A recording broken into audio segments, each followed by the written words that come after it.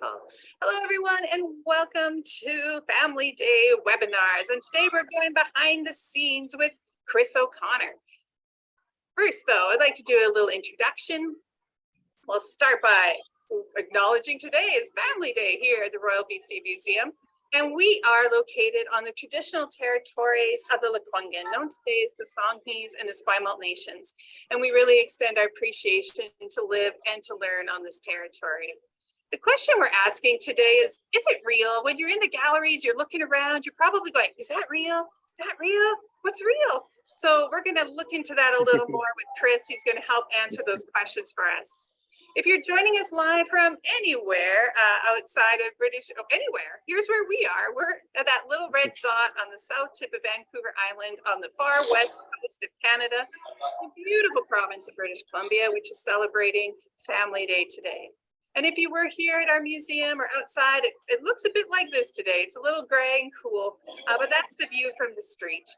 And I'm up here on the second floor of the Natural History Gallery, and joining me is Chris O'Connor. Hi, Chris. Hi, Kim. And to prove that you're there, I am trying to get you in the shot. Oh, do you want to wave? I see you.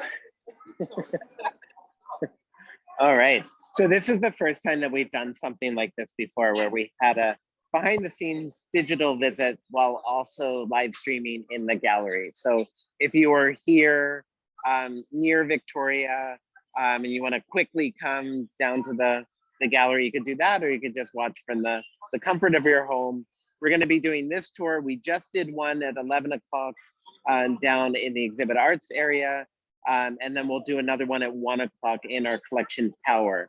But this one, and Kim, feel free throughout this to jump in, just because you and I do a lot of programming in the gallery. And what you see in the gallery is one thing, but then what you see around the galleries and behind the galleries is another thing as well.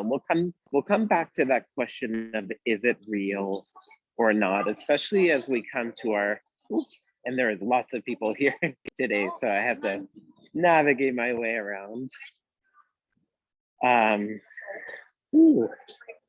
It's been a long time since I've seen it this busy in this hallway. Yeah, it's terrific to be having Family Day today. Yeah, it's really lovely to see so many people, so many families of all kinds. And I just wanted to also say that too, is when we talk about Family Day, at least for the museum, what's really important for us is that there's all different kinds of families, and sometimes families with kids, sometimes without kids, sometimes just so many different sort of configurations of what family is, and we really support that sort of broad idea of family. And even like a museum family, a community of people that care about these kinds of spaces and gathering in these kinds of spaces is a kind of family. So what I wanted to do first is turn my camera around, and we are in front of probably the most recognizable specimen or display in the Royal BC Museum, and this is woolly mammoth. And one of the things that's really interesting, and I'll get a little closer here, is that when you are here at the museum and getting down close to the ground, the rocks that I'm touching right now, when I'm touching them, they're hard and they are actually rock. But if I bring my hand a little further down and then I knock, you might not be able to hear that, but it's echoing. We can hear that. We can hear the okay, echo. Great. Oh, nice. Yeah, so all of that rock is not real. And it's only a couple rocks in the front that are real. And in our 11 o'clock session, we were meeting with Cindy from our exhibit arts team, and she was talking about how so much of what's in the museum is made, and even the woolly mammoth is not a real specimen. It was made by exhibit artists and designers to look like it is right now. And they did an incredible job. And one of the things that people discover also what's real here, and this one visitor is looking at it right now, is that this ice is actually real. So when you touch the ice, it's actually cold to your hand. I will try to reach across the rocks and touch it. and it's wet. You can see maybe the water on my hands there. So even in this wall, what's right there is real, but then some of the other ice on the wall, that doesn't need to be real because people aren't touching those because they can't walk up onto the rock. So that is fake. But this ice is real. And the way that we do it is it's actually kind of like a freezer where we have these rods behind the ice and a little bit of water forms on it and then even more and more and more. And then it creates this wall of ice. Yeah, So people that's really sort enjoy that icy bit thing. It's Yeah, for pretty sure. great. And it's one of those things that it's sometimes people know about it, but also sometimes people are surprised by it, especially within a museum where you're told not to touch things. It's nice to have things that you can touch. So again, lots of people. I'm just making my way through all the people here, and I don't know if you noticed that, Kim, just coming around the corner, how loud it was, and now how quiet it is. Maybe that. So Yeah, I as have long, my own noise here too, so it's a little harder to pick yeah, up right. some of those Yeah, yeah, subtleties that are for there. sure. But you're about to Yeah. go into one of my favorite places. And Oh, I the know den. I do really like the den. Let's Is check. that what you were gonna say? Well, one of my favorite places is the forest, but the den is a Okay, yeah, surprise for a lot of folks. well, let's go into the forest. So why do you love the forest, Kim? Well, in real life, I love a forest, and those trees are so realistic. Do you want to show us an up close of one of the trees? Yeah, I'll make my way over to, maybe I'll make my way over to this tree right here. And I'll try not to put my arm too far because then, so, do you want to say anything about these trees? Sure. Well, I will, because you're cutting out just a little bit in terms of your audio, but we're seeing the visual really Yeah. nicely. I think, Okay, great. yeah, so the trees are cast as well. So they went into forests and they took their plaster casting system and they wrapped these trees up and they took casts, brought them back to the museum where they painted them, put on all the moss, even made the leaves and things so that those would hang down and make a canopy in those trees. And they are so realistic. But if you are able to reach it and touch them, and when you tap them, you can hear that they are fiberglass. You hear that they're hollow. And this tree, can you hear me now, Kim? Yes. So this tree here is one of the biggest trees in the forest. And if you actually, because I've done this a couple times, if you go past that deer there and around to the other side of the tree, this is hollow. And actually all the lighting mechanisms are actually in this tree.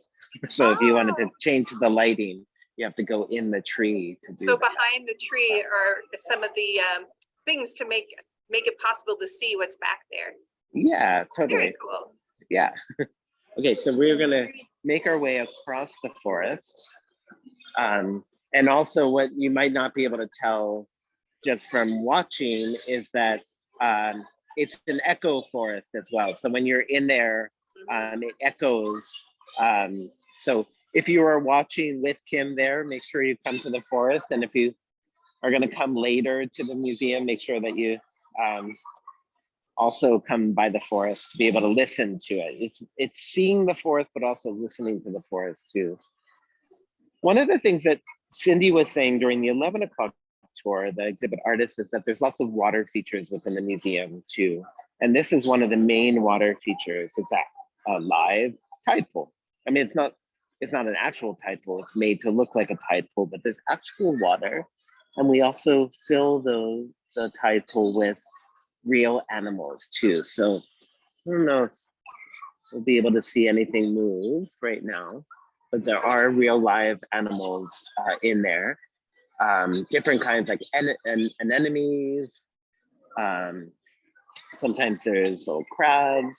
Sometimes there's limpets and other things that are living in there. So we work with a company that helps supply that area. So another water feature that is actually my favorite water feature oh, is actually this area. And this is one of my favorite areas of all the museum. And it's the sea cave. And if we just wait a moment, we'll see that, oh, unless the water is turned off. Well, we can be patient and wait a second here. So we're looking into a dark cave. Oh, there it Ah, goes. look at that. Here comes the tide. Yeah, You always got to keep your eye on the tide. yeah. And when we look out this an way, eye on the oh, eye on the river otter as well. So one of the things that I'm curious, Kim, is there anyone that's sitting with you now? yes, I have somebody here. Okay, so if you want to ask how water gets pushed through here, how does this Oh. happen that there's water in the sea cave? Or if you're watching on Zoom or Facebook Live, What do you think? What do you think, everybody? How does the water move like that? How do we have a tide inside of the building? How do we get waves? What do you think? Is there somebody back there with a bucket? there might be. No, they don't think that's what's happening. Or maybe there's an ocean that's just right beside the museum. Yeah. So, yep, we've got somebody who said, well, the tide happens because of the moon. That's totally true. But how do we put the tide inside of a building? Chris, I think you better show us. I am going to show you, but I'm actually going to go around the other way. Oh, so cool. We have, this is our main behind the scenes tour here at the museum. I'm going to go behind them. Oh, but if you did see the 11 o'clock tour, you saw that we had little models of the specimens that are in the gallery, and there was a sea lion's little model of a sea lion. So this is the actual model, but this is not fake. This is actually real. So this is a real taxidermy of a sea lion. Right. So yeah. Whereas the As we're talking about, the mammoth was made with wire and foam and wood and other things. That's a taxidermy piece. That's a taxidermy. Yeah, so it's a real mix of things that are real and things that aren't.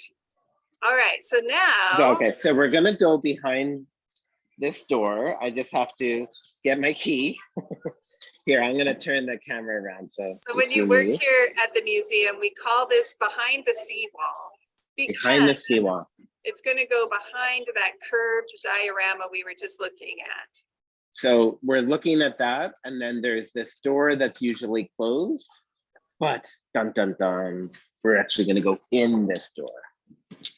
So now we're behind the seawall, and actually, there's even more behind the seawall. Is through this little door here.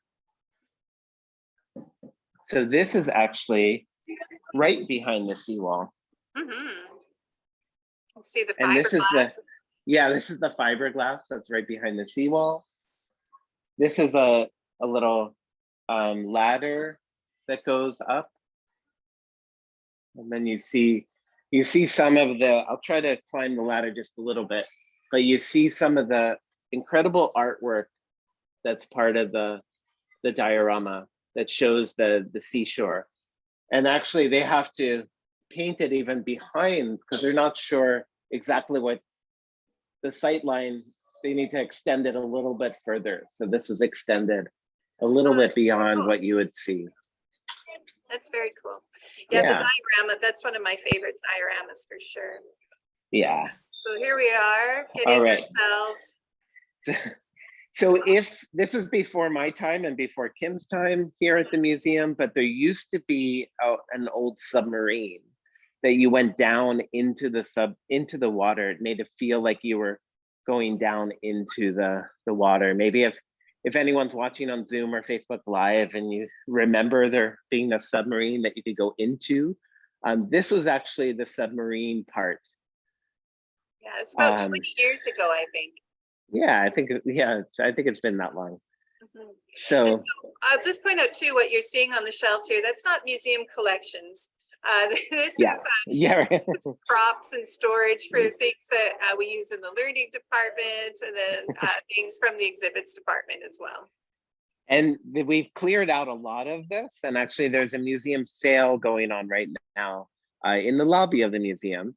So some of the things that used to be on those shelves are actually up for sale, but not, yeah, definitely not collection items. It's just exhibit arts, props, and things. So this is that behind the seawall. When we talk about see the curve of the top of the wall there? Yeah. So Just on the other side of this wall is the seashore diorama. And you get to see a little bit behind there. And then we also use this area for a lot of our storage and crates. So we have a traveling exhibition called Birds of Prey. So this is one of the crates for that, some kind of hawk. When we're talking about like making things, here's some moss that maybe is used for some of the dioramas. And we also have lots of our like these big areas for crates as well, and big showcases and vitrines. I'm gonna continue to make my way over this way. It's good to have in a museum of our size. It's good to have areas where you can store crates. And this is actually some of the leftover rock from the woolly mammoth area. So you'll see, I'll go up the steps a little bit here.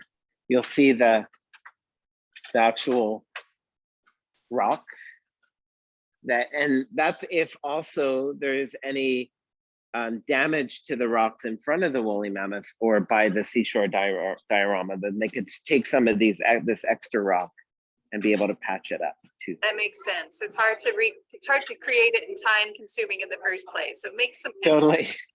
Yeah. Okay. And so we were looking at the tide. We were looking at the tide pool too, and sometimes the animals in the tide pool just need a place to chill out because it could be a little stressful sometimes to be constantly be looked at.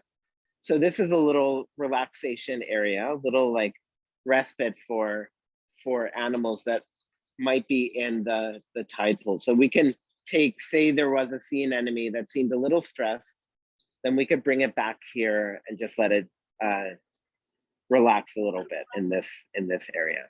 And another important function is if we have to do any repairs or there's a leak to any of those ones that are on display, that's a rescue pool then as well.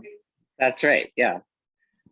Okay, so we are really close to that seashore diorama, to the pool, I mean the cave. So I'm gonna open this door here. I'm gonna open it up and then we're gonna look inside. We're gonna see how this happens. So I'm gonna look to the right so you can see where we were before. And actually there's probably some visitors wondering why there's a person. So if we look down here, we'll see that there's this big tray that's being filled with water. And then once the tray gets heavy enough, which is gonna happen right now, then it pours down and all the water that was in that tray goes into the cave. It's like in a splash park. You can see that kind of thing in a splash park where those big balls fill up and then tip over all of a sudden. That's right. And what I'm gonna do, I'm gonna see if I can, I'm gonna quickly look if there's a flashlight around here, but I don't see one. So I'm just gonna use the flashlight on my phone. And I thought maybe what we could do is just go in a little bit. So I'm gonna, whoa. I'm going to come in. Okay. So now I'm actually in the top, I'm in the cave. And one of the reasons why I wanted to see this, and there's this little hole in the ceiling that helps with some of the wires coming through.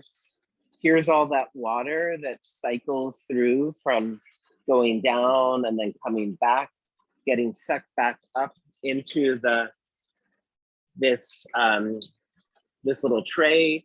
Remember, the tray gets heavier and then it pours out. But when you're looking at the the cave, it sometimes looks like it's way, way bigger and longer than it actually is. And that's because there's this mirror. You can see me here. There's a mirror here and also a mirror here. I'll go a little further. A mirror over here as well. And that, the way that that works is that it actually, reflects the image multiple times so that it makes the cave look like it's much bigger than it actually is. Yeah, it's so It's one of the effective. it's one of the museum like magic tricks that we do, is using mirrors to make it look much larger than it actually is. Yeah, so Where everyone, we next time when you're in the Natural History Gallery and you go and look at that otter cave and you look the other way, you'll see how it looks like it goes on and on and on. And now you've seen the back end of that. So Yeah. mirrors are the answer. Right, mirrors. And if you remember when we were able to access the third floor, and there was a mine, Mhm. if anyone remembers that, the mine actually was also the same way. There were mirrors that made it seem like the mine went much further than it actually did. And this, even, you'll notice that I went through a wall. This is actually, Doors. yeah, Hidden it's a hidden door. It's a secret hidden door that most people don't even realize there's a door there. And that got us back. So let's look at that the ocean cave again. So this is where we were just at, all the way down there. There's the mirrors looking like it's looking out to far, another opening on the other side. Yeah, using light and mirrors. All right. So, Kim, are there any questions from anyone either online or in Do you have any person? questions? Oh, sure. What's your question? Chris, the question was, how do you mentioned there's that pool back there for when the animals in the tide pool need a break. How do you know Yeah. when you see an enemy is stressed? Yeah, that's a really great question. We work with a team of experts in the community that they can come in, and they come in every month. And if they see that if it looks like maybe it's the coloration, like what the color is, or maybe it's the shape of it, maybe it just doesn't look well. And there could be lots of reasons why a sea anemone might not look well, but it would give some pause. And then we want to really it's our responsibility to take care of these animals. So we want to make sure that if they're not seeming well because it's a different shape or a different color, we just want to make sure we do everything we can to make them feel good. So we would first put them back in that back area, and then if they're still not feeling well, then we might just put them back in the ocean too. We're rotating these things from time to time, so sometimes things will come in just for a little bit and then go back out. That's a great question. And Kim, you were saying that if the trees, these you can actually touch. So we're by the seashore, but right now we're really close to where the forest is. So with these trees, you can actually touch them, and they feel just like trees. Yeah. But what's kind of interesting is that we're also what we often do is with the salal plants that are here, we sometimes have real salal plants. So we'll go out and collect some real salal plants and then have them here as well. Because what's really important is that we have a mix of real and fake. So the trees are fake, but the salal plants are real. With the mammoth, some of the rocks were fake, but some of the rocks were real. So it's really important that we have that sort of mix of different things. So any other questions? No, where next is the question. Okay. What else? Well, I think what we're going to do is we're going to go to the ocean station. So and that will be the last spot that we go. No, actually, maybe I'll we'll go into this little room that's beside the Delta diorama. So I just need to get the key first and then do a little navigating around people. Because there's lots of secret doors. We've seen some of the secret doors already, but we're gonna go into another secret door. And this secret door is near the Delta diorama. Right, so that's where all the ducks are. And Chris, this is Yeah, a all little the- bit meta because you're on camera and now there's Oh, a yeah. camera behind you as Yeah, well. that's right. That's right. There is a camera behind me as well. So this is, and I'm trying to remember where the door is to get in. So we're in this space right now. There's lots of, just turn the camera around. There's lots of little rooms off the main rooms of the exhibitions. And that's for us to hide some of the equipment and different things. And then if we go, actually, maybe they blocked off that door. It's not there anymore. So I should have checked that before I came in this room. But there used to be a little door here that you could go in and make any repairs with the Delta diorama. Yeah, because I'm sure that's something people wonder is how do you get into those dioramas? Because as a visitor, of course, you can't get in there, but staff That's needs to right, get in yeah. there to do repairs or cleaning. I've seen them like Yeah. vacuuming ducks before. That's right. And some of the displays are harder to get into, but as we'll see with the Delta diorama, you can actually just go over the fence. And so we'll see that. We'll go in there, right? We won't go in there, but we'll show you what the fence is. But if you remember up on the third floor with Old Town, there are lots of storefronts that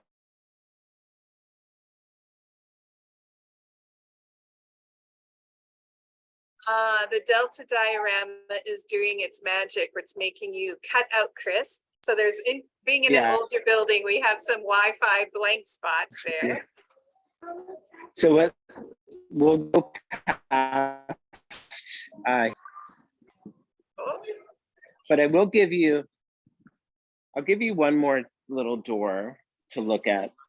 Can you hear me now, Kim? yeah, it just says your bandwidth network is low and your picture has Oh. shrunk a little bit. It's because I was in that room, but it should be better now. Is that true? You are a little better, yeah. Okay. Am I still shrunken? You are. I've never seen this happen before, Oh, but yeah, okay, you're a little okay. shrunken. Okay. I have not changed my size at all, just to let everyone know. So we are in the Ocean Station now. And speaking of animals, we have some animals that are in our little aquarium here. During the session with Cindy at 11 a.m., she was talking about how all of this is like you're in a submarine as well, or in some kind of ship. And this looks like it's all metal, but as she was saying, it's not metal, this is all wood. So all of these parts are wood, but it's made to look like metal, like you're in a submarine. So the last thing I'm going to show is actually this wall right here. And what if we were going to change something in this display? So can you see that okay, Kim? Yes, we can. Yeah, great. So how would you describe this display, Kim? What are we looking at? We're looking through a window with 6 segments in it. And we're looking at a wall, like an undersea wall. And on the wall are a bunch of different animals. Yeah. So do you think that those animals are real, or do you think they're fake? What do we think? Real or fake? Fake. I'm getting fake here. They're saying Okay, fake. why do you think they're fake?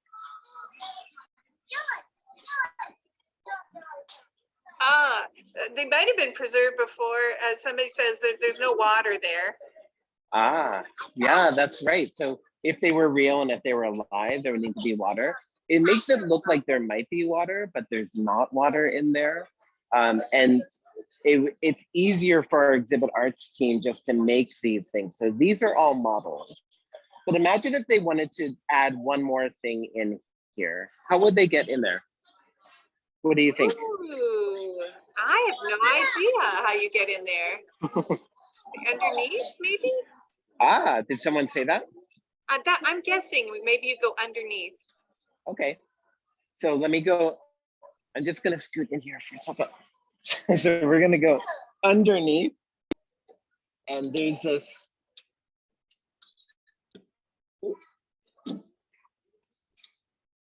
Oh, there's Oh, this little door right here that opens up. Right now it's a little blocked. I don't know why. they knew you were Maybe. coming. Chris. Yeah, they knew it's coming. So there's this little door that opens up, and then you can crawl into this space and get in there. So Oh, and surrounded by visitors. Um, well, we'll let you get clear, Chris. so yeah, so I'm gonna come back out to where I started. All right. All right. So I'm back. He's back. He made it. So, Through. oh, so that was a little bit of some of the behind the scenes areas of the gallery. What we're going to do at 1 o'clock when we come back, if you join us at 1 o'clock, is we're going to go into the collection tower. So right beside the museum, actually right past Kim's head, in what you're seeing in her view, right above that, right behind her is the collection tower. And that's where we have all of our specimens and belongings and objects, or most of them. And so we're going to look at some of what's in the collection tower. So we'll do that at 1 o'clock. But thank you so much for joining for this portion, which is in the galleries behind the scenes. Thanks, Chris. Thanks, everybody. All right. See you at 1 o'clock. See you soon. Bye.